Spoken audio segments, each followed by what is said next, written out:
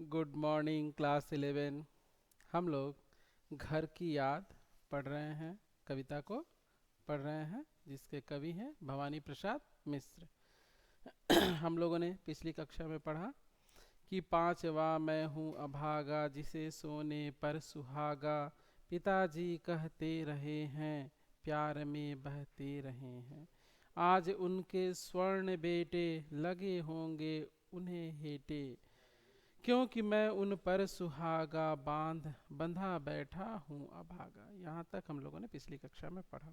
अब उसके आगे के भाग को हम लोग पढ़ते हैं। और माँ ने कहा होगा दुख कितना बहा होगा, आँख में किस लिए पानी वहाँ अच्छा है भवानी, वह तुम्हारा मन समझकर और अपनापन समझकर गया है सो ठीक ही है, यह तुम्हारी लीक ही है। पाँव जो पीछे हटाता कोख को मेरी लजाता, इस तरह हो न कच्चे रो पड़ेंगे और बच्चे। यहाँ उनकी माँ उनके पिताजी को ढाढ़स बना रही है। यहाँ संवाद शैली में बड़ी ही संवाद शैली का बड़ा ही अच्छा प्रयोग किया है कवि ने। क्या कह रहे हैं? और माँ ने, सबसे पहले मैं इसमें आए कठिन शब्दों को बता दे रहा हूँ। लीक का अर्थ होता है परंपरा, मर्यादा। पाँव पीछे हटाना मतलब कर्तव्य पथ से हटना। कोख को लजाना मतलब माँ को लज्जित करना। कच्चे होना मतलब कमजोर होना, भावुक होना।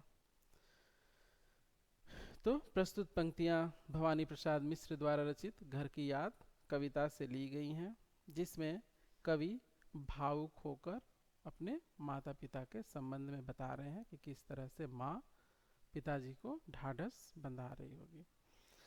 और माँ ने कहा होगा, पिताजी से माँ ने कहा होगा क्या? दुख कितना बहा होगा, उनकी आंखों से अश्रु के रूप में कितना दुख प्रवाहित हुआ होगा। आंख में किस लिए पानी, आप क्यों रो रहे हैं? मत रोइए, आप जिसके लिए रो रहे हैं ना वह यह देखकर प्रसन्न नहीं होगा। आंख में किस लिए पानी, मत रोइए, वहाँ अच्छा है भवानी। भवानी मतलब भवानी प्रसाद।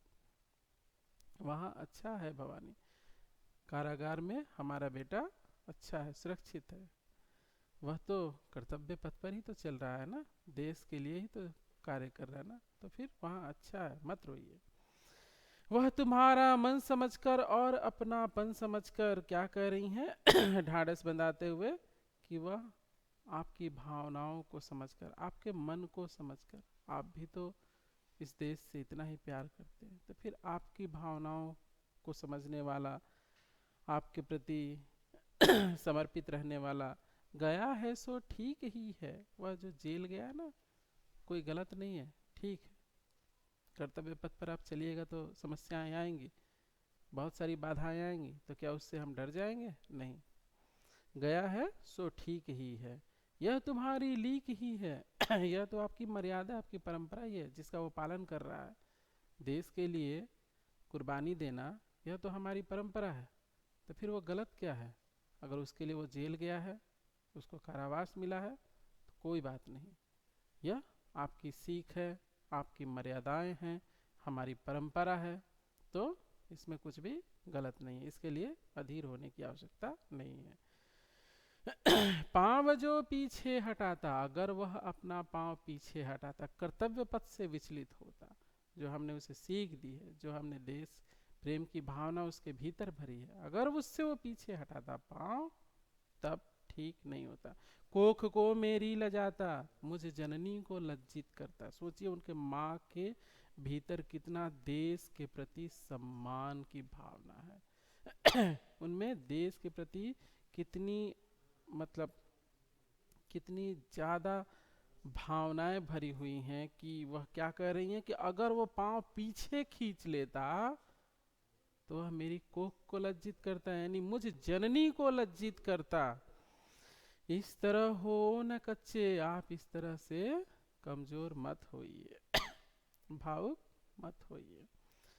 रो पड़ेंगे और बच्चे आपको इस तरह से कमज़ोर होते देखकर, आपको भावुक होते देखकर जो हमारे और बच्चे हैं वह क्या होंगे, रोने लगेंगे, वो भी कमज़ोर हो जाएंगे। तो रोइए मत, धैर्य धारण कीजिए। हमारा बेटा कुछ गलत नहीं कर रहा है, वह देश के लिए समर्पित है, वह देश के लिए अपना जो जरूरी योगदान है वह दे रहा है। तो फिर किस बात के लिए पीड़ा, किस बात के लिए कष्ट? वह कोई गलत काम के लिए जेल नहीं गया, कारावास नहीं गया है। तो यहाँ हम लोग क्या देखते हैं, उनके माँ का ओजस्वी और तेजस्वी रूप देखते हैं। देश के प्रति उनके मन में जो भावनाएं हैं वह खुलकर बाहर आई हुई हैं। यहाँ संवाद शैली में कवि ने, संवाद शैली का कवि ने बड़ा ही सुंदर प्रयोग किया है।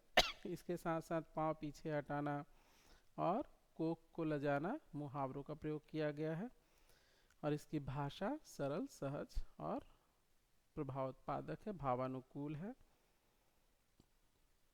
आज की कक्षा में इतना ही। अगली कक्षा में जब हम लोग मिलेंगे तो बाकी का भाग पढ़ेंगे।